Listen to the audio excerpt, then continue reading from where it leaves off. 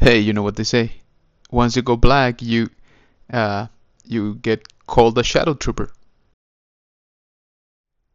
Well, hello there, troopers, and welcome back to General Kenobis Bunker. Thank you so much for joining me here for another Hot Toys review. Let's do this. Today we're gonna be taking a look at this Shadow Stormtrooper, which technically is a reissue of a previous figure released all the way back to 2015, I believe, but it's still very, very awesome. So we actually got this figure from our friend Joe Hasse from the Spice Runners Lounge group.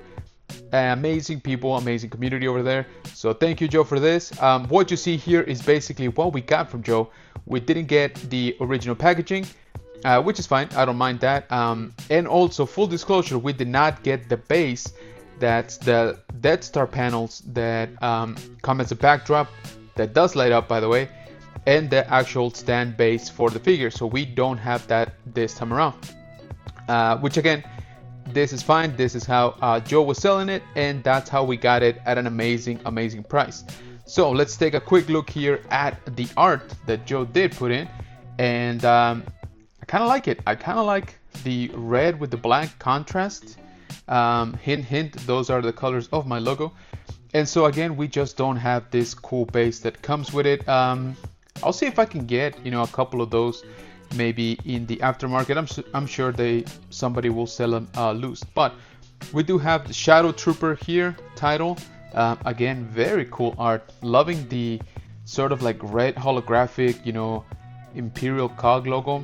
Very cool. And of course, the figure itself is super awesome. So let's jump right into it. Here's everything we got.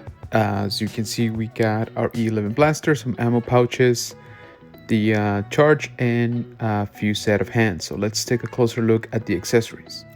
Starting off with our E11 blaster. Nothing too special about it. Nothing that I guess we have not seen before. Very good detail. As you can see, look at the texture here on the grips. Also, I believe this version, this actually has the foldable buttstock, right? And in case you don't know, this just pegs right back in here. So I have heard that these do come loose with time, so I probably won't be doing that much anymore. But good looking. You do get the illusion that it is metal, so nothing wrong with this blaster. Ammo pouches, nothing too special about them. These are actually not the magnetic that I've seen in other figures. These are attached with this little elastic band here. It is that, I guess, like pleather material. So yeah, nothing too special about them, but nothing wrong with them either. And they are both the same.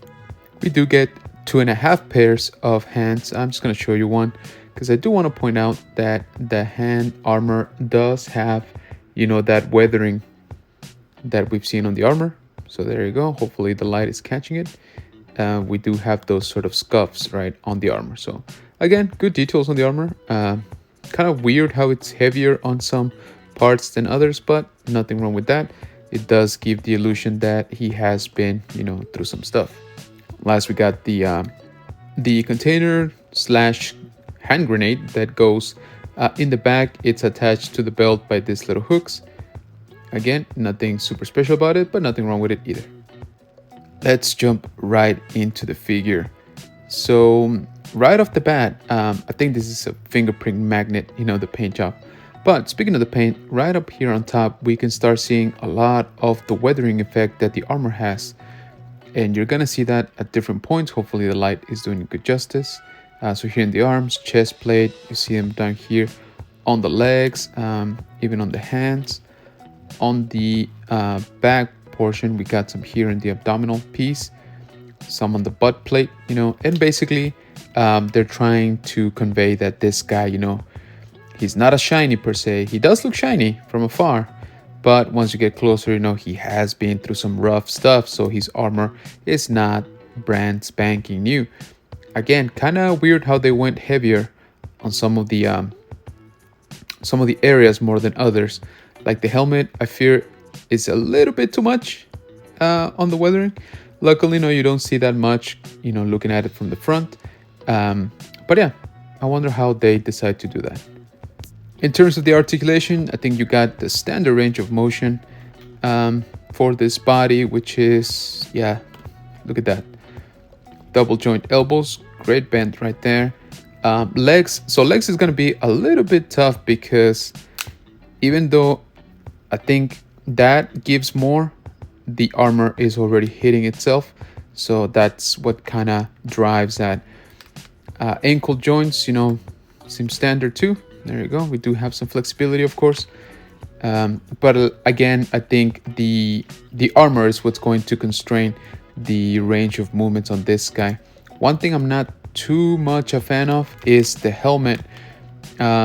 Due to the pauldron being there, I guess the neck is really sort of constricted, so there's not a whole lot of range of motion. There's almost no head swivel, if you notice. Very minimal, I would say almost non-existent.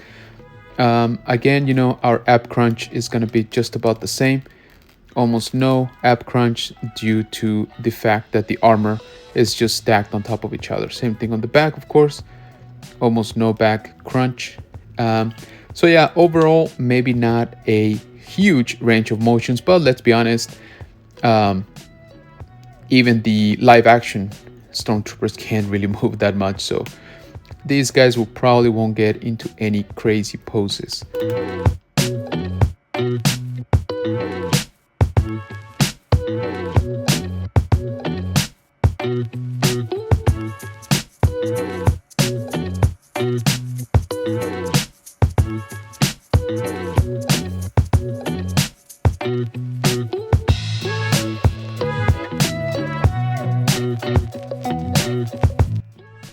Alright troopers, that is going to do it for this review of our Shadow Trooper hot toy. This is where it's going to live, in my Shadow Trooper shelf. Let me know down in the comments if you would like a full tour of this shelf.